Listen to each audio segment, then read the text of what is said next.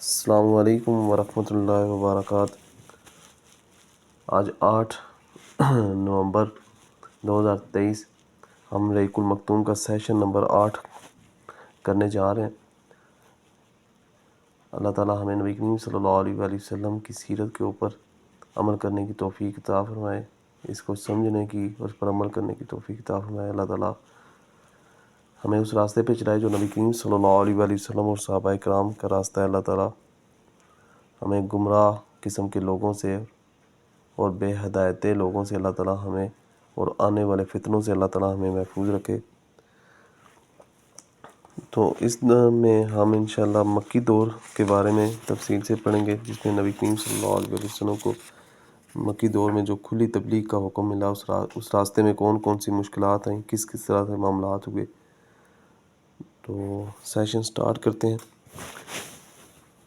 معاذ آرائی کے مختلف انداز۔ بسم اللہ الرحمن الرحیم۔ معاذ آرائی کے مختلف انداز۔ جب قریش نے دیکھا کہ محمد صلی اللہ علیہ وسلم کو تبلیغ دین سے روکنے کی حکمت کارگر نہیں ہو رہی، تو ایک بار پھر انہوں نے غور و خوض کیا اور آپ صلی اللہ علیہ وسلم کی دعوت کا قلعہ کما کرنے کے لیے مختلف طریقے اختیار کیے، جن کا خلاصہ یہ ہے: ہنسی، ٹھٹھا، تحقیر، استہزاء اور تکذیب۔ اس کا مقصد یہ تھا کہ مسلمانوں کو بددل کر کے ان کے حوصلے توڑ دیے جائیں۔ اس کے لیے مشرکین نے نبی کریم صلی اللہ علیہ وسلم کو نعروں، تہمتوں اور بیہودہ گالیوں کا نشانہ بنایا۔ چنانچہ وہ کبھی آپ صلی اللہ علیہ وسلم کو نعوذ باللہ پاگل کہتے، جیسا کہ ارشاد ہے۔ بسم اللہ الرحمن الرحیم۔ وَقَالُوا يَا أَيُّهَا الَّذِينَ نُزِّلَ عَلَيْهِ الذِّكْرُ إِنَّكَ لَمَجْنُونٌ۔ ان کفار نے کہا، ہے وہ شخص جس پر قرآن نازل ہوا تو یقیناً پاگل ہے۔ اور کبھی آپ صلی اللہ علیہ وسلم پر جادوگر اور جھوٹے ہونے کا الزام لگاتے۔ چنانچہ ارشاد باری تعالیٰ ہے، وَأَعْجِبُوا أَنْ جَاءَهُم مُنذِرٌ مِّنْهُمْ وَقَالَ الْكَافِرُونَ هَٰذَا سَاحِرٌ كَذَّابٌ۔ انہیں حیرت ہے کہ خود انہی میں سے ایک ڈرانے والا آیا اور کافرین کہتے ہیں یہ جادوگر ہے، جھوٹا ہے۔ یہ کفار آپ کے آگے پیچھے پرغضب، منطقانہ نگاہوں اور بھڑکتے ہوئے جذبات کے ساتھ چلتے تھے۔ ارشاد ہے، وَإِن يَكَادُ الَّذِينَ كَفَرُوا لِيُزْلِقُونَكَ بِأَبْصَارِهِمْ لَمَّا سَمِعُوا الذِّكْرَ وَيَقُولُونَ إِنَّهُ لَمَجْنُونٌ۔ اور جب کفار اس قرآن کو سنتے ہیں تو آپ صلی اللہ علیہ وسلم کو ایسی نگاہوں سے دیکھتے ہیں کہ گویا آپ صلی اللہ علیہ وسلم کے قدم اکھاڑ دیں گے، اور کہتے ہیں کہ یقیناً پاگل ہے۔ جب آپ صلی اللہ علیہ وسلم کسی جگہ تشریف فرما ہوتے اور آپ کے ارد گرد کمزور اور مظلوم صحابہ کرام رضی اللہ عنہم موجود ہوتے، انہیں دیکھ کر مشرکین استہزاء، مذاق کرتے ہوئے کہتے، أَهَٰؤُلَاءِ مَنَّ اللَّهُ عَلَيْهِم مِّن بَيْنِنَا۔ اچھا، یہی حضرات ہیں جن پر اللہ نے ہمارے درمیان سے احسان فرمایا ہے۔ جواباً اللہ تعالیٰ کا ارشاد ہے، أَلَيْسَ اللَّهُ بِأَعْلَمُ بِالشَّاکِرِينَ۔ کیا اللہ شکر گزاروں کو سب سے زیادہ نہیں جانتا؟ عام طور پر مشرکین کی کیفیت وہی تھی جس کا نقشہ ذیل کی آیات میں کھینچا گیا، إِنَّ الَّذِينَ أَجْرَمُوا كَانُوا مِنَ الَّذِينَ آمَنُوا يَضْحَكُونَ وَإِذَا مَرُّوا بِهِمْ يَتَغَامَزُونَ وَإِذَا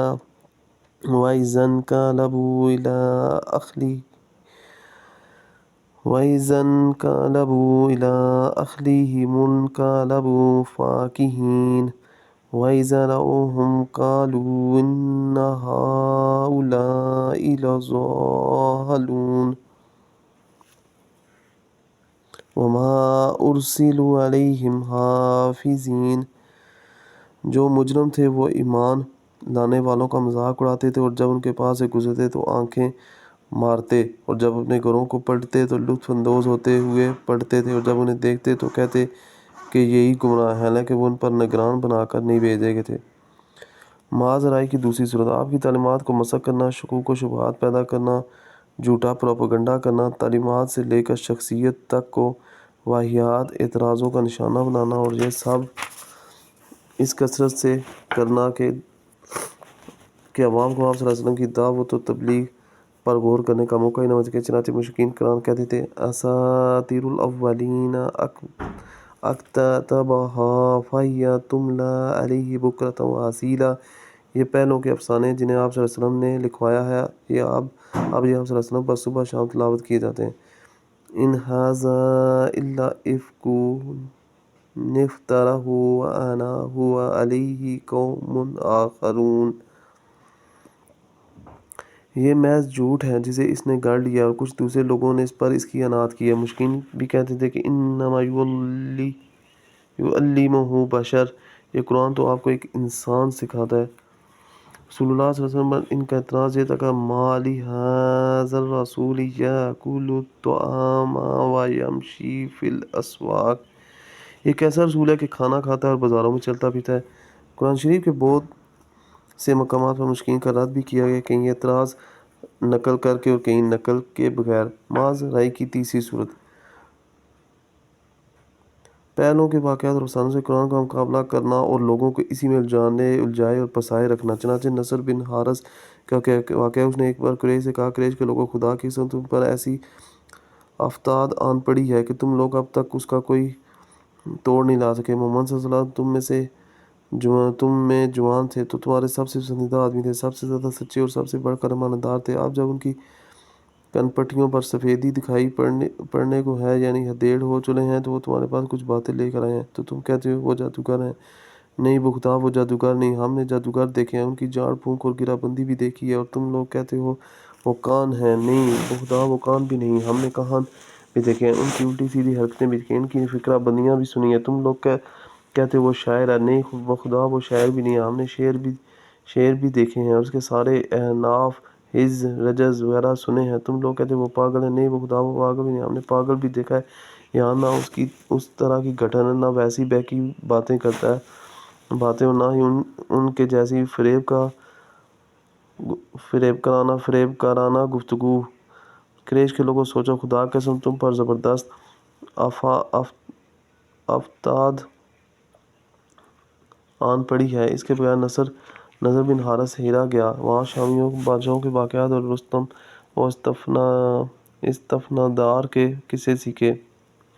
پھر واپس آئے تو جب رسول اللہ صلی اللہ علیہ وسلم کسی جگہ بیٹھ کر اللہ کی باتیں کرتے، اس کی گرفت سے لوگوں کو ڈراتے، تو آپ صلی اللہ علیہ وسلم کے پاس یہ شخص وہاں پہنچ جاتا اور کہتا، با خدا محمد صلی اللہ علیہ وسلم کی باتیں مجھ سے بہتر نہیں۔ اس کے بعد وہ فارس کے بادشاہوں کے قصے سناتا، رستم اور اسفندیار کے قصے سناتا، پھر کہتا آخر کس بنا پر محمد صلی اللہ علیہ وسلم کی بات مجھ سے بہتر ہے۔ ابن عباس رضی اللہ عنہ کی روایت ہے، یہ بھی معلوم ہوتا ہے کہ نصر نے چند لونڈیاں خرید رکھی تھیں، اور جب وہ کسی آدمی کے متعلق سنتا وہ نبی کریم صلی اللہ علیہ وسلم کی طرف مائل ہے تو اس پر ایک لونڈی مسلط کر دیتا، جو اسے کھلاتی پلاتی اور گانے سناتی، یہاں تک کہ اسلام کی طرف اس کا جھکاؤ باقی نہ جائے۔ اسی سے یہ ارشاد الہی نازل ہوا، وَمِنَ النَّاسِ مَن يَشْتَرِي لَهْوَ الْحَدِيثِ لِيُضِلَّ عَن سَبِيلِ اللَّهِ، کچھ لوگ ایسے ہیں جو کھیل کی بات خریدتے ہیں تاکہ اللہ کی راہ سے بھٹکا دیں۔ معاذ رائے کی چوتھی صورت، سودے بازیاں جن کے ذریعے مشرکین کی یہ کوشش تھی کہ اسلام اور جاہلیت دونوں بیچ راستے میں ایک دوسرے سے جا ملیں، یعنی کچھ لو اور کچھ دو کے اصول پر اپنی بعض باتیں مشرکین چھوڑ دیں اور بعض باتیں نبی کریم صلی اللہ علیہ وسلم چھوڑ دیں۔ قرآن پاک میں اسی کے متعلق ارشاد ہوا ہے، وَدُّوا لَوْ تُدْہِنُوا فَیُدْہِنُونَ، وہ چاہتے ہیں کہ آپ ڈھیلے پڑ جائیں تو وہ بھی ڈھیلے پڑ جائیں۔ چنانچہ ابن جریر اور طبرانی کی ایک روایت ہے کہ مشرکین نے رسول اللہ صلی اللہ علیہ وسلم کو یہ تجویز پیش کی کہ ایک سال آپ صلی اللہ علیہ وسلم آپ ان کے معبودوں کی پوجا کریں اور ایک سال وہ آپ کے رب کی عبادت کیا کریں۔ عبد بن حمید کی ایک روایت اس طرح ہے کہ مشرکین نے کہا کہ آپ صلی اللہ علیہ وسلم ہمارے معبودوں کو قبول کر لیں تو ہم بھی آپ صلی اللہ علیہ وسلم کے خدا کی عبادت کریں گے۔ ابن اسحاق کا بیان ہے کہ رسول اللہ صلی اللہ علیہ وسلم خانہ کعبہ کا طواف کر رہے تھے تو اسود بن مطلب بن اسد بن عبد العزیٰ، ولید بن مغیرہ، امیہ بن خلف اور عاص بن وائل سہمی آپ صلی اللہ علیہ وسلم کے سامنے آئے۔ یہ سب اپنی قوم کے بڑے لوگ تھے۔ بولے، ہے محمد صلی اللہ علیہ وسلم، آؤ جسے تم پوجتے ہو اسے ہم بھی پوجیں، اور جسے ہم پوجتے ہیں اسے تم بھی پوجو، اس طرح ہم اور تم اس کام میں مشترک ہو جائیں۔ اب اگر تمہارا معبود ہمارے معبود سے بہتر ہے تو ہم اس سے اپنا حصہ حاصل کر چکے ہوں گے، اور اگر ہمارا معبود تمہارے معبود سے بہتر ہو تو تم اس سے اپنا حصہ حاصل کر چکے ہوگے۔ اس پر اللہ تعالیٰ نے پوری سورہ قل یا ایھا الکافرون نازل فرمائی، جس میں اعلان کیا گیا کہ جسے تم لوگ پوجتے ہو اسے میں نہیں پوج سکتا، اور اس فیصلہ کن جو آپ کے ذہن کی مذاق خیز گفت و شنید کی جڑ کاٹ دے گی۔ روایتوں میں اختلاف غالباً اس لیے ہے کہ اس سودے بازی کی کوشش بار بار کی گئی۔ ظلم و وجور۔ 4 ہجری نبوت میں جب پہلی بار اسلامی دعوت منظر عام پر آئی تو مشرکین نے اسے دبانے کے لیے وہ کارروائیاں انجام دی جن کا ذکر اوپر گزر چکا ہے۔ یہ کارروائیاں تھوڑی تھوڑی اور درجہ بدرجہ عمل میں لائی گئیں اور ہفتوں بلکہ مہینوں مشرکین نے اس سے آگے قدم نہیں بڑھایا اور ظلم و زیادتی شروع نہیں کی، لیکن جب دیکھا کہ یہ کارروائیاں اسلامی دعوت کی راہ روکنے میں مؤثر ثابت نہیں ہو رہی تو ایک بار پھر جمع ہوئے اور 25 سرداران قریش کی ایک کمیٹی تشکیل دی۔ اس کا سربراہ رسول اللہ صلی اللہ علیہ وسلم کے چچا ابو لہب تھا اور اس کمیٹی نے بین مشورہ اور غور و خوض کے بعد رسول اللہ صلی اللہ علیہ وسلم و صحابہ کرام کے خلاف ایک فیصلہ کن قرارداد منظور کی، یعنی یہ طے کیا کہ اسلام کی مخالفت، پیغمبر اسلام کی اظہار ثانی اور اسلام لانے کو طرح طرح کے جو ستم اور ظلم کا تشدد نشانہ بنانے میں کوئی کسر اٹھا نہ رکھی جائے۔ مشرکین نے یہ قرار طے کر کے اس روبہ عمل لانے کا عزم مصمم کر لیا۔ مسلمانوں اور خصوصاً کمزور مسلمانوں کے اعتبار سے تو یہ کام بہت آسان تھا، لیکن رسول اللہ صلی اللہ علیہ وسلم کے لحاظ سے بڑی مشکلات تھیں۔ آپ صلی اللہ علیہ وآلہ وسلم ذاتی طور پر پرشکوہ، باوقار اور منفرد شخصیت میں حالت تھے۔ دوست دشمن سب ہی آپ صلی اللہ علیہ وسلم کو تعظیم کی نظر دیکھتے تھے۔ آپ صلی اللہ علیہ وسلم جیسی شخصیت کا سامنا اکرام و احترام سے ہی کیا جاتا تھا۔ آپ صلی اللہ علیہ وسلم کے خلاف کسی نیچ اور ذلیل حرکت کی جرأت کوئی رذیل اور احمق ہی کر سکتا تھا۔ اس ذاتی عظمت کے علاوہ آپ صلی اللہ علیہ وسلم کو ابو طالب کی حمایت اور حفاظت بھی حاصل تھی۔ ابو طالب مکے کے ان گنے چنے لوگوں میں تھے جو اپنی ذاتی اور اجتماعی دونوں حیثیتوں سے اتنے باعظمت تھے کہ کوئی شخص ان کا تیر توڑنے، ان کے خانوادے پر ہاتھ ڈالنے کی چاہت نہیں کر سکتا تھا۔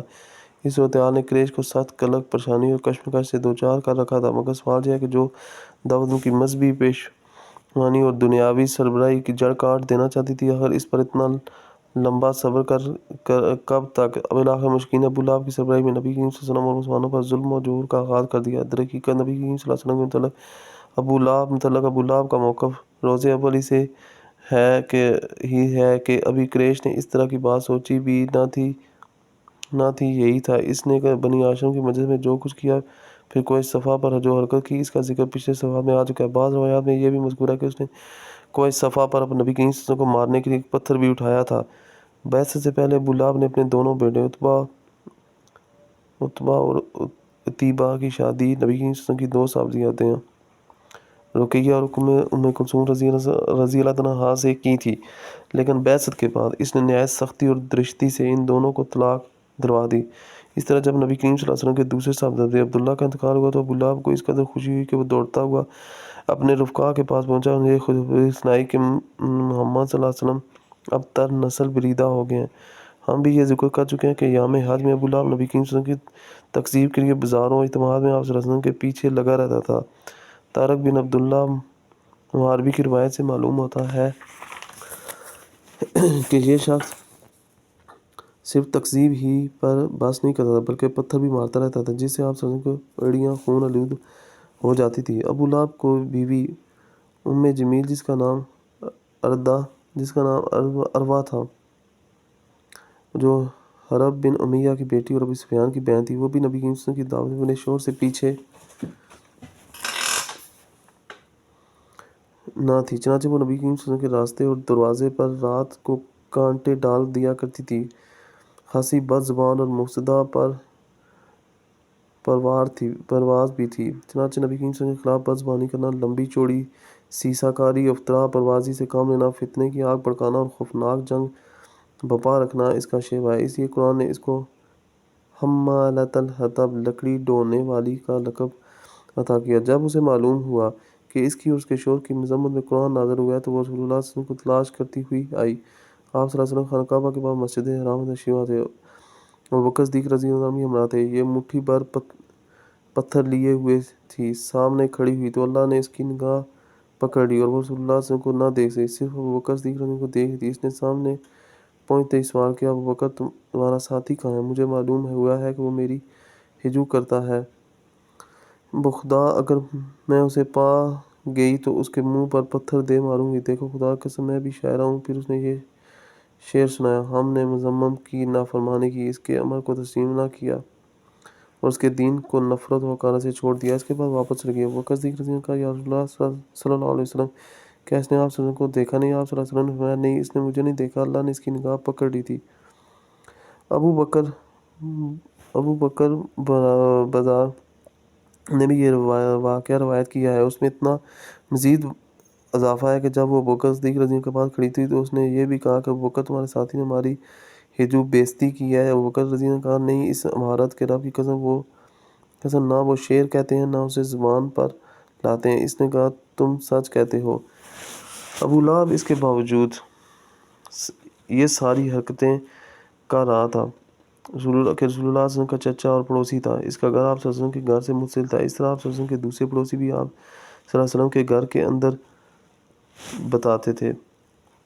آپ صلی اللہ علیہ وسلم کے گھر کو آپ صلی اللہ علیہ وسلم کو گھر کے اندر ستاتے تھے۔ ابن اسحاق کا بیان ہے کہ جو گروہ گھر کے اندر رسول اللہ صلی اللہ علیہ وسلم کو اذیت دیا کرتا تھا وہ یہ تھا: ابو لہب، حکم بن ابی عاص بن امیہ، عقبہ بن معیط، عدی بن احمس ثقفی بن اسد حذلی، یہ سب کے سب آپ صلی اللہ علیہ وسلم کے پڑوسی تھے، اور ان میں سے حکم بن ابی عاص کے علاوہ کوئی بھی مسلمان نہ ہوا۔ ان کے ستانے کا طریقہ یہ تھا کہ جب آپ صلی اللہ علیہ وسلم نماز پڑھتے تو کوئی شخص بکری کی بچہ دانی اس طرح ٹکا کر پھینکتا کہ وہ ٹھیک آپ صلی اللہ علیہ وسلم کے اوپر گرتی۔ چولہے پر ہانڈی چڑھائی جاتی تو بچہ دانی اس طرح پھینکتے کہ سیدھے ہانڈی میں جا گرتی۔ آپ صلی اللہ علیہ وسلم مجبور ہو کر ایک گروندہ بنا لیا تاکہ نماز پڑھتے ہوئے اس سے بچ سکیں۔ ایک گروندہ بنا لیا تاکہ نماز پڑھتے ہوئے اس سے بچ سکیں۔ بہرحال آپ صلی اللہ علیہ وسلم کو یہ گندگی پھینکی جاتی تو آپ صلی اللہ علیہ وسلم اسے لکڑی پر لے کر نکلتے اور دروازے پر کھڑے ہو کر فرماتے: اے بنی عبد مناف، یہ کیسی ہمسائیگی ہے؟ پھر اسے راستے میں ڈال دیتے۔ عقبہ بن ابی معیط اپنی بدبختی اور خباثت میں اور بڑا ہوا تھا، چنانچہ صحیح بخاری میں حضرت عبداللہ بن مسعود رضی اللہ عنہ سے مروی ہے کہ نبی کریم صلی اللہ علیہ وسلم بیت اللہ کے پاس نماز پڑھ رہے تھے۔ ابو جہل اور اس کے کچھ رفقا بیٹھے ہوئے تھے۔ اتنے میں بعض نے بعض سے کہا: کون ہے جو بنی فلاں کے اونٹ کی اجری لائے اور جب محمد صلی اللہ علیہ وسلم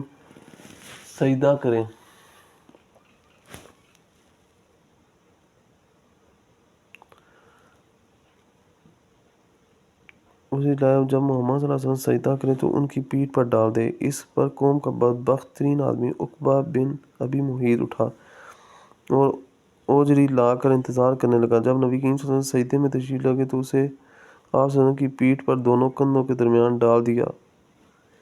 میں سارا ماجرا دیکھ رہا تھا مگر کچھ نہیں کر سکتا تھا، کاش میرے اندر بچانے کی طاقت ہوتی۔ حضرت ابن مسعود رضی اللہ عنہ فرماتے ہیں کہ اس کے بعد وہ ہنسی کے مارے ایک دوسرے پر گرنے لگے اور رسول اللہ صلی اللہ علیہ وسلم سجدے میں ہی پڑے رہے، سر نہ اٹھائے، یہاں تک کہ فاطمہ رضی اللہ عنہ آئی اور آپ کی پیٹھ سے بوجھ اٹھا کر پھینکی۔ تب آپ صلی اللہ علیہ وسلم نے سر اٹھایا، پھر 3 دفعہ فرمایا: اللہم علیک بقریش، اے اللہ تو قریش کو پکڑ لے۔ جب آپ صلی اللہ علیہ وسلم بدعا کی تو ان پر بہت گناہ گزری، کیونکہ ان کا عقیدہ تھا کہ اس شہر میں دعائیں قبول کی جاتی ہیں۔ اس کے بعد آپ صلی اللہ علیہ وسلم نے نام لے کر بدعا کی: اے اللہ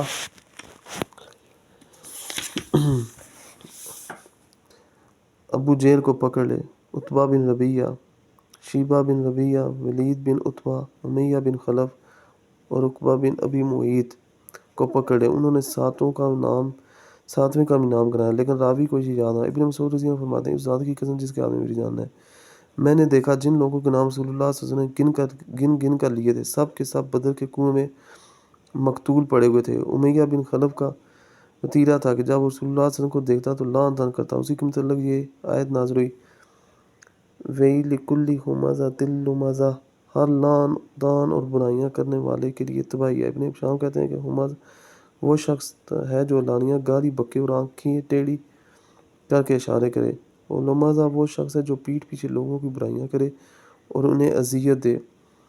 امیہ کا بھائی ابی بن خلف عقبہ بن ابی معیط کا گہرا دوست تھا۔ ایک بار عقبہ نے نبی کریم صلی اللہ علیہ وسلم کے پاس بیٹھ کر کچھ سنا۔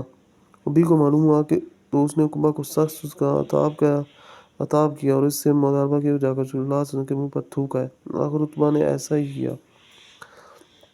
خود ابی بن خلف نے ایک مرتبہ ایک بوسیدہ ہڈی لا کر توڑی اور ہوا میں پھونک کر رسول اللہ صلی اللہ علیہ وسلم کی طرف اڑا دی۔ اخنس بن شریک ثقفی بھی رسول اللہ صلی اللہ علیہ وسلم کے ستانے والوں میں تھا۔ قرآن میں اس کے اس کے نواز صاف بیان کیے گئے، اس کے بھی جو صاف بیان جو اس سے اس کے قدار کا اندازہ ہوتا ہے۔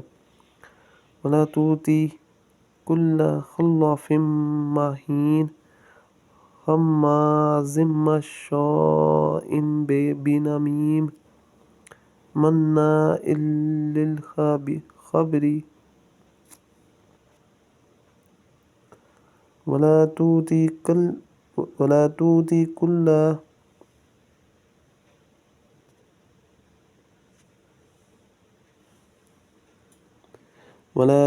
كُلَّ خَلَّافٍ مَّهِينٍ هَمَّازٍ مَّشَّاءٍ بِنَمِيمٍ مَّنَّاعٍ لِّلْخَيْرِ مُعْتَدٍ أَثِيمٍ عُتُلٍّ بَعْدَ ذَلِكَ زَنِيمٍ۔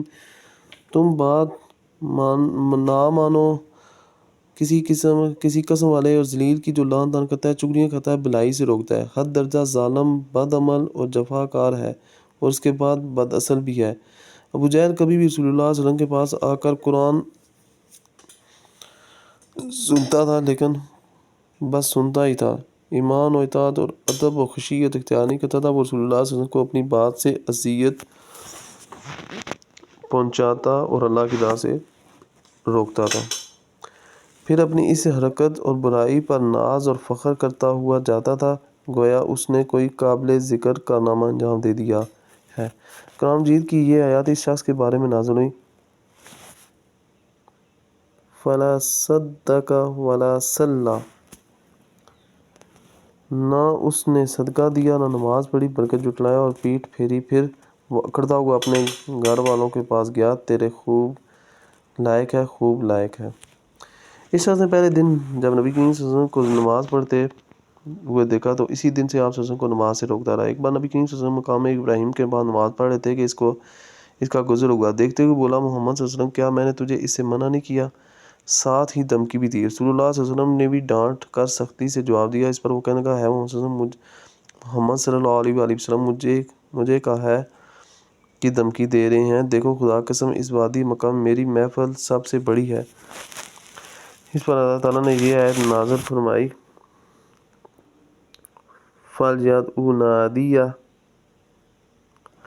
اچھا تو وہ بلائے اپنی محفل کو، ہم بھی سزا کے فرشتوں کو بلائے دیتے ہیں۔ ایک اور روایت کے مذکور ہے کہ رسول اللہ صلی اللہ علیہ وسلم نے اس کا گربان گلے کے پاس سے پکڑ لیا اور جھنجھوڑتے ہوئے فرمایا، تیرے لیے بہت ہی موزوں ہے، تیرے لیے بہت ہی موزوں ہے۔ اولا لک فاولا ثم اولا لک فاولا، تیرے لیے بہت ہی موزوں ہے، تیرے لیے بہت ہی موزوں ہے۔ اس پر اللہ کا یہ دشمن کہنے لگا، ہے محمد صلی اللہ علیہ وآلہ وسلم مجھے دھمکی دے رہے ہیں، خدا قسم تم اور تمہارا پروردگار میرا کچھ نہیں کر سکتے، میں مکے کی دونوں پہاڑیوں کے درمیان چلنے پھرنے والوں میں سے سب سے زیادہ معزز ہوں۔ بہرحال اس ڈانٹ کے باوجود ابو جہل اپنی حماقت سے باز آنے والا نہ تھا، بلکہ اس کی بدبختی میں کچھ اور اضافہ ہی ہو گیا۔ چنانچہ صحیح مسلم ہے، ابو ہریرہ رضی اللہ عنہ سے مروی ہے کہ ایک بار سرداران قریش سے ابو جہل نے کہا، محمد صلی اللہ علیہ وسلم آپ حضرات کے روبرو اپنا چہرہ خاک آلود کرتا ہے۔ جواب دیا گیا، ہاں۔ اس نے کہا، لات و عزیٰ کی قسم، اگر میں نے اس حالت میں سے دیکھ لیا تو اس کی گردن رون دوں گا، اس کا چہرہ مٹی پر رگڑ دوں گا۔ اس کے بعد اس نے رسول اللہ صلی اللہ علیہ وسلم کو نماز پڑھتے ہوئے دیکھ لیا اور اس ذہن میں چلا کہ آپ صلی اللہ علیہ وسلم کی گردن رون دے گا، لیکن لوگوں نے اچانک کیا دیکھا کہ وہ ایڑی کے بل پلٹ رہا ہے اور دونوں ہاتھ سے بچاؤ کر رہا ہے۔ لوگوں نے کہا، ابو الحکم تمہیں کیا ہوا؟ اس نے کہا، میرے اور اس کے درمیان آگ کی ایک خندق ہے، غلناکیاں ہیں اور پر ہیں۔ رسول اللہ صلی اللہ علیہ وسلم نے فرمایا، اگر وہ میرے قریب آتا تو فرشتے اس کا ایک ایک عضو اچک لیتے۔ جور ستم کی یہ کاروائیاں نبی کریم صلی اللہ علیہ وسلم کے ساتھ ہو رہی تھی اور عوام و خواص کے نفوس میں آپ صلی اللہ علیہ وسلم کی منفرد شخصیت کا جو وقار و احترام تھا، آپ صلی اللہ علیہ وسلم کو مکے کے سب سے محترم اور عظیم انسان ابو طالب کی جو حمایت و حفاظت اس کے باوجود ہو رہی تھی۔ باقی رہی وہ کاروائیاں جو مسلمانوں اور خصوصاً ان میں سے بھی کمزور افراد کی اظہار ثانی کے لیے کی جا رہی تھی تو وہ کچھ زیادہ ہی سنگین اور تلخ تھیں۔ ہر قبیلے اپنے مسلمان ہونے والے افراد کو طرح طرح کی سزائیں دے رہا تھا، اور جس شخص کا کوئی قبیلہ نہ تھا اس پر وہ بادشاہوں اور سرداروں نے ایسے ایسے جور و ستم روا رکھے تھے جنہیں سن کر مضبوط انسان کا دل بھی بے چینی سے تڑپنے لگتا ہے۔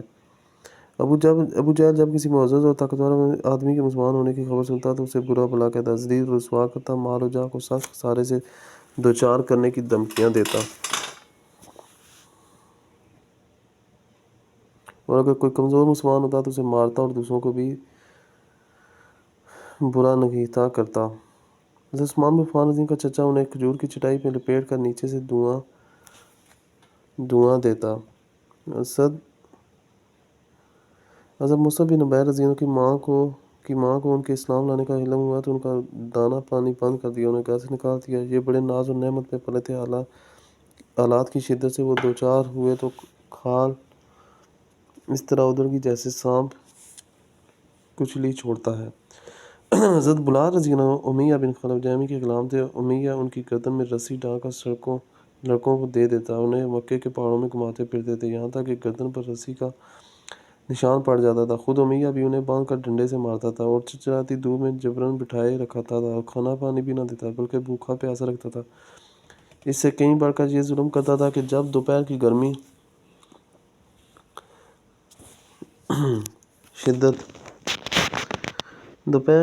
شباب پر ہوتی تو مکہ کے پتھریلے کنکروں پر لٹا کر سینے پر بھاری پتھر رکھوا دیتا، پھر کہتا، خدا قسم تو اس طرح پڑا رہے گا یہاں تک کہ مر جائے گا یا محمد صلی اللہ علیہ وسلم کے ساتھ کفر کرے۔ حضرت بلال رضی اللہ عنہ اس حالت میں بھی فرماتے، آحد ایک روز یہی کارروائی جاری تھی کہ ابو بکر رضی اللہ عنہ کا عذر ہوا۔ انہوں نے حضرت بلال رضی اللہ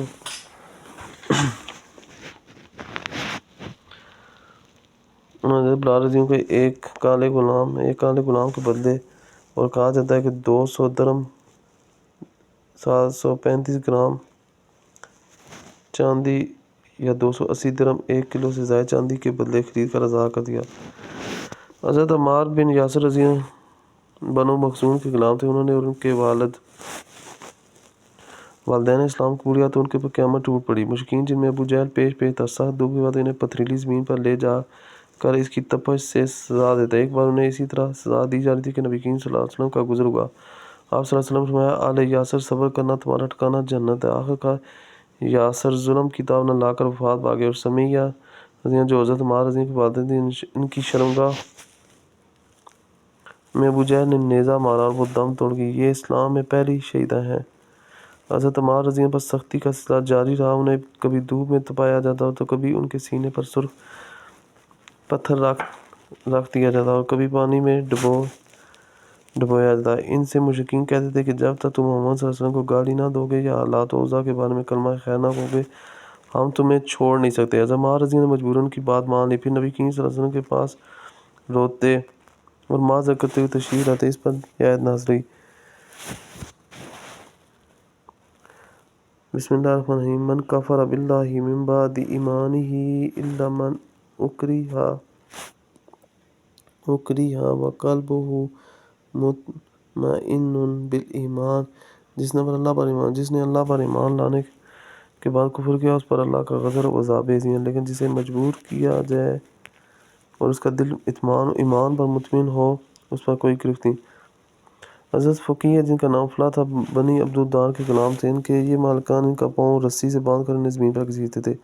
حضرت خباب بن عرد قبیلہ خزاع کی ایک عورت ام انمار کے غلام تھے۔ مشرکین انہیں طرح طرح کی سزائیں دیتے، ان کے سر کے بال نوچتے تھے اور سختی سے گردن مروڑتے تھے۔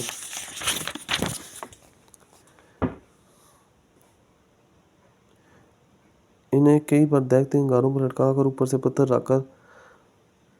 رکھ دیا کہ وہ اٹھ نہ سکیں۔ زنیرہ اور نہدیہ ان کی صاحبزادی ام ابیس رضی اللہ عنہ کی یہ سب لونیاں تھیں۔ انہوں نے اسلام قبول کیا اور مشرکین کے ہاتھوں اسی طرح کی سنگین سزاؤں سے دوچار ہوئیں، جن کے چند نمونے ذکر کیے جا چکے ہیں۔ قبیلہ بنی عدی کے خانوادے بنی مول کی ایک لونڈی مسلمان ہوئی تو انہیں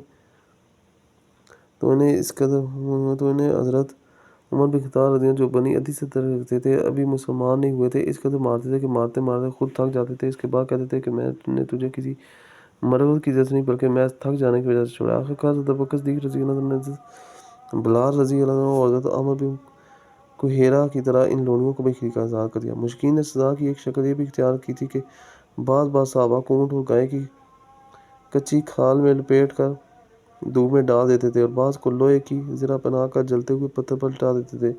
در حقیقت اللہ کی راہ میں ظلم و جوار کا نشانہ بننے والوں کی فہرست لمبی پڑی اور بڑی تکلیف دہ بھی ہے۔ حالت یہ تھی کہ جس کسی کے مسلمان ہونے کا پتہ چل جاتا مشرکین اس کے در پہ آ جاتے۔ دار ارقم ان ستم رائیوں کے مقابل حکمت کا تقاضا یہ تھا کہ رسول اللہ صلی اللہ علیہ وسلم مسلمانوں کو قولاً اور عملاً دونوں طرح اسلام کے اظہار سے روک دیں اور ان کے ساتھ خفیہ طریقے پر اکٹھے ہوں، کیونکہ اگر آپ صلی اللہ علیہ وسلم ان کے ساتھ کھلم کھلا اکٹھا ہوتے تو مشرکین آپ صلی اللہ علیہ وسلم کے تزکیہ نفس تعلیم و کتاب و حکمت کے کام میں یقیناً رکاوٹ آتے۔ اس کے نتیجے میں فریقین کے درمیان تصادم ہو سکتا تھا، بلکہ عملاً 4 ہجری تک نبوت میں بھی ہو بھی چکا تھا، جس کی تفصیل یہ ہے کہ صحابہ کرام رضی اللہ گاڑیوں میں اکٹھے ہو کر نماز پڑھا کرتے تھے۔ ایک بار مبارک رہے کہ کچھ لوگوں نے دیکھ لیا تو گالم گلوچ اور لڑائی جھگڑے پر اتر آئے۔ جواباً حضرت سعد بن ابی وقاص رضی اللہ عنہ نے ایک شخص کو ایسی ضرورت لگائی کہ اس کا خون بہہ پڑا اور یہ پہلا خون تھا جو اسلام میں بہایا گیا۔ یہ واضح ہی ہے کہ اگر اس طرح کا ٹکراؤ بار بار ہوتا تو ٹوٹ پکڑ مسلمانوں کے خاتمے کی نوبت آ سکتی تھی، لہٰذا حکمت کا تقاضا یہی تھا کہ کام پس پردہ کیا جائے۔ چنانچہ عام صحابہ کرام رضی اللہ عنہ اپنا اسلام، اپنی عبادت، اپنی تبلیغ، اپنے باہمی اعتماد سب کچھ پس پردہ کرتے تھے۔ البتہ رسول اللہ صلی اللہ علیہ وسلم تبلیغ کا کام بھی مشرکین کے روبرو کھلم کھلا انجام دیتے تھے اور عبادت کا کام بھی۔ کوئی چیز آپ صلی اللہ علیہ وسلم کو اس سے روک نہیں سکتی تھی۔ تاہم آپ بھی مسلمانوں کے ساتھ خود ان کی مصلحت کے پیش نظر خفیہ طور سے جمع ہوتے تھے۔ ادھر ارقم رضی اللہ عنہ ارقم بن ابی الارقم مخزومی کا مکان کوئی صفحہ پر سرکشوں کی نگاہوں ان کی مجلسوں سے دور الگ تھلگ واقع تھا، اس لیے آپ صلی اللہ علیہ وسلم نے 5ویں سن نبوت سے اسی مکان کو اپنی دعوت اور مسلمانوں کے ساتھ اجتماع کا مرکز بنایا۔ پہلی ہجرت حبشہ جور و ستم کا مذکورہ سلسلہ نبوت کے چوتھے سال کے درمیان یا آخر میں شروع ہوا تھا اور ابتداءً معمولی تھا، مگر دن بدن اور ماہ بدماہ بڑھتا گیا، یہاں تک کہ نبوت کے 5ویں سال کا وسط آتے آتے اپنے شباب کو پہنچ گیا، حتیٰ کہ مسلمانوں کے لیے مکہ میں رہنا 2 بار ہو گیا۔ انہیں ان کے پہم ستم رانیوں سے نجات کی تدبیر سوچنے کے لیے مجبوراً ہو جانا پڑا۔ انہی سنگین اور تاریک حالات میں سورہ کاف نازل ہوئی۔ یہ اصلاً تو مشرکین کے پیش کردہ سوالات کے جواب میں تھی، لیکن اس میں جو 3 واقعات بیان کیے ان واقعات میں اللہ تعالیٰ کی طرف سے اپنے مومن بندوں کے لیے مستقبل کے بارے میں نہایت بلیغ ارشاد فرمائے۔ چنانچہ اصحاب کہف کے واقعے میں یہ درس موجود ہے کہ جب دین و ایمان خطرے میں ہو تو ظلم و کفر کے مراکز سے ہجرت کے لیے تن بتقدیر نکل پڑنا ارشاد ہے، اور جب تم ان سے اور اللہ کے سوا ان کے دوسرے معبودوں سے الگ ہوگے تو غار میں پناہ گیر ہو جاؤ، تمہارا رب تمہارے لیے اپنی رحمت پھیلا دے گا اور تمہارے کام کے لیے تمہاری سہولت کی چیز تمہیں مہیا کرے گا۔ موسیٰ اور خضر علیہ السلام کے واقعے سے یہ بات ثابت ہوتی ہے کہ نتائج ہمیشہ ظاہری حالات کے مطابق نہیں ہوتے، بلکہ بعض اوقات ظاہری حالات کے بالکل برعکس ہوتے ہیں۔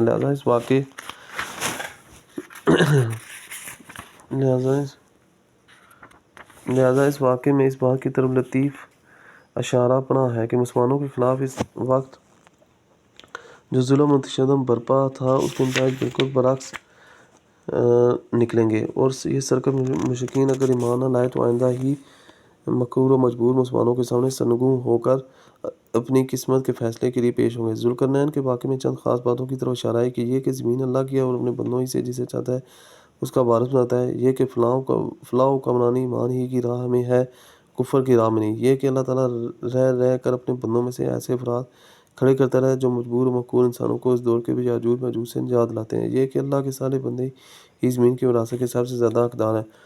پھر سورہ کہف کے بعد سورہ زمر کا بھی نزول ہوا، اس میں ہجرت کی طرف اشارہ کیا گیا، بتایا گیا کہ اللہ کی زمین تنگ نہیں ہے۔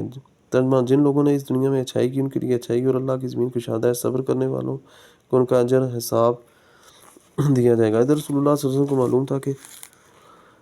معلوم تھا کہ نجاشی شاہ حبش ایک عادل بادشاہ ہے، وہاں کسی پر ظلم نہیں ہوتا، اس لیے آپ صلی اللہ علیہ وسلم نے مسلمانوں کو حکم دیا کہ وہ فطنت سے اپنے دین کی حفاظت کے لیے افشا ہجرت کریں۔ اس کے بعد ایک طے شدہ پروگرام کے تحت رجب 5 ہجری نبوت میں صحابہ کرام رضی اللہ عنہم کے پہلے گروہ نے حبشہ کی جانب ہجرت کی۔ اس گروہ میں 12 مرد اور 4 عورتیں تھیں۔ حضرت عثمان بن عفان ان کے امیر تھے۔ ان کے ہمراہ رسول اللہ صلی اللہ علیہ وسلم کی صاحبزادی حضرت رقیہ رضی اللہ عنہا بھی تھی۔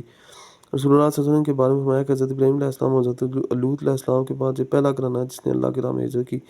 یہ لوگ رات کی طریقیں چپکے سے نکل کر اپنی نئی منزل کی جانب روانہ ہوئے۔ رازداری کا مقصد یہ تھا کہ قریش کو اس کا علم نہ ہو سکے۔ رخ بحر احمر کی بندرگاہ شیبہ کی جانب تھا۔ خوش قسمتی سے وہاں 2 تجارتی کشتیاں موجود تھیں جو انہیں اپنے دامن حفیظ میں لے کر سمندر پار حبشہ چلی گئیں۔ قریش کو کسی قدر بعد میں ان کی روانگی کا علم ہو سکا، تاہم انہوں نے پیچھا کیا اور ساحل تک پہنچے، لیکن صحابہ کرام رضی اللہ عنہ آگے جا چکے تھے، اس لیے نامراد واپس آئے۔ ادھر مسلمانوں نے حبشہ پہنچ کر بڑے چین کا سانس لیا۔ اسی سال رمضان شریف میں یہ واقعہ پیش آیا کہ نبی کریم صلی اللہ علیہ وسلم ایک بار حرم میں تشریف لے گئے۔ وہاں قریش کا بہت بڑا مجمع تھا، ان کے سردار بڑے بڑے لوگ جمع تھے۔ آپ صلی اللہ علیہ وسلم نے ایک دم اچانک کھڑے ہو کر سورہ نجم کی تلاوت شروع کر دی۔ ان کفار نے اس سے پہلے عموماً قرآن سنا نہ تھا، کیونکہ ان کا دائمی وتیرہ قرآن کے الفاظ میں یہ تھا کہ لا ترجمہ، اس قرآن کو مت سنو اور اس میں خلل ڈالو، ادھم مچاؤ تاکہ تم غالب رہو۔ لیکن جب نبی کریم صلی اللہ علیہ وسلم نے اس اچانک سورہ کی تلاوت شروع کر دی، ان کے کانوں میں ایک ناقابل بیان رعنائی اور دلکشی اور عظمت لیے ہوئے کلام الہی کی آوازیں پڑیں تو انہیں کچھ ہوش نہ رہا۔ سب کے سب گوش بر آواز ہو گئے اور کسی کے دل میں کوئی اور خیال ہی نہ آیا، یہاں تک کہ جب آپ صلی اللہ علیہ وسلم کے سورہ کے آخر میں دل ہلا دینے والے آیات تلاوت فرما کر اللہ کا یہ حکم سنایا، فَاسْجُدُوا لِلَّهِ وَاعْبُدُوا، اللہ کے لیے سجدہ کرو، اس کی عبادت کرو۔ اس کے ساتھ ہی سجدہ فرمایا تو کسی کو اپنے آپ پر قابو نہ رہا اور سب کے سب سجدے میں گر پڑے۔ حقیقت یہ ہے کہ اس موقع پر حق کی رونائی اور جلال نے متکبرین اور مستہزئین کی ہر درمی کا پردہ چاک کر دیا، اس لیے انہیں اپنے آپ پر قابو نہ رہ گیا، وہ بے اختیار سجدے میں گر پڑے۔ بعد میں جب انہیں احساس ہوا کہ کلام الہی کے جلال نے ان کی لگام موڑ دی اور وہ ٹھیک وہی کام کر بیٹھے جسے مٹانے اور ختم کرنے کے لیے انہوں نے ایڑی سے چوٹی کا زور لگا رکھا تھا۔ اس کے ساتھ ہی اس واقعے میں غیر موجود مشرکین نے ان پر ہر طرف سے عتاب اور ملامت کی بوچھار شروع کی تو ان کے ہاتھوں کے طوطے اڑ گئے۔ انہوں نے اپنی جان چھڑانے کے لیے رسول اللہ صلی اللہ علیہ وسلم نے یہ افترا بازی کی اور یہ جھوٹ گڑھا کہ آپ صلی اللہ علیہ وسلم نے ان کے بتوں کا ذکر عزت و احترام سے کرتے ہوئے یہ کہا تھا کہ ترجمہ، یہ بلند پایہ دیویاں ہیں اور ان کی شفاعت کی امید کی جاتی ہے۔ حالانکہ یہ صریح جھوٹ تھا جو محض اس لیے گھڑ لیا گیا تھا تاکہ نبی کریم صلی اللہ علیہ وسلم کے ساتھ سجدہ کرنے کی جو غلطی ہو گئی ہے اس کے لیے ایک معقول عذر پیش کیا جا سکے۔ اور ظاہر ہے کہ جو لوگ نبی کریم صلی اللہ علیہ وسلم پر ہمیشہ جھوٹ کرتے ہیں اور آپ صلی اللہ علیہ وسلم کے خلاف ہمیشہ سیسہ کاری اور افطرا پردرازی کرتے رہتے تھے، وہ اپنا دامن بچانے کے لیے اس طرح کا جھوٹ کیوں نہ کرتے۔ بہرحال مشرکین کے سجدہ کرنے کے واقعے کی خبر حبشہ کے مہاجرین کو بھی معلوم ہوئی، لیکن اپنی اصل صورت سے بالکل ہٹ کر، یعنی انہیں یہ معلوم ہوا کہ قریش مسلمان ہو گئے، چنانچہ انہوں نے ماہ شوال میں مکہ واپسی کی راہ لی۔ لیکن جب اتنے قریب آ گئے، مکہ ایک دن سے بھی کم فاصلے پر رہ گیا، تو حقیقت حال اشکار ہوئی۔ اس کے بعد کچھ لوگ تو سیدھے حبشہ پر گئے اور کچھ لوگ چھپا کر یا قریش کے کسی آدمی کی پناہ لے کر مکے میں داخل ہوئے۔ دوسری ہجرت حبشہ۔ اس کے بعد ان مہاجرین پر خصوصاً مسلمانوں پر عموماً قریش کا ظلم و تشدد اور ستم بڑھ گیا اور ان کے خاندان والوں نے انہیں خوب ستایا تھا، کیونکہ قریش کو ان کے ساتھ نجاشی کے حسن سلوک کی جو خبر ملی تھی اس پر وہ نہایت چیں و بجیں تھے۔ ناچار رسول اللہ صلی اللہ علیہ وسلم نے صحابہ کرام سے ان کو پھر حبشہ کا حوصلہ دیا، لیکن یہ دوسری ہجرت پہلی ہجرت کے مقابلے دامن میں زیادہ مشکلات لیے ہوئے تھی، کیونکہ اب کی بار قریش پہلے سے ہی چکنا تھے اور ایسی کسی کوشش کو ناکام بنانے کا تہیہ کیے ہوئے تھے، لیکن مسلمان ان سے کہیں زیادہ مستعد ثابت ہوئے اور اللہ نے ان کے لیے سفر آسان بنا دیا، چنانچہ وہ قریش کی گرفت میں آنے سے پہلے ہی شاہ حبشہ کے پاس پہنچ گئے۔ اس دفعہ کل 82 یا 83 مردوں نے ہجرت کی۔ حضرت عمار رضی اللہ عنہ کی ہجرت مختلف ہی ہے، 18 یا 19 عورتوں نے 49 علامہ منصوری رحمۃ اللہ نے یقین کے ساتھ عورتوں کی تعداد 18 لکھی ہے۔ تو یہ ہمارا الحمدللہ سیشن 8 کمپلیٹ ہو گیا۔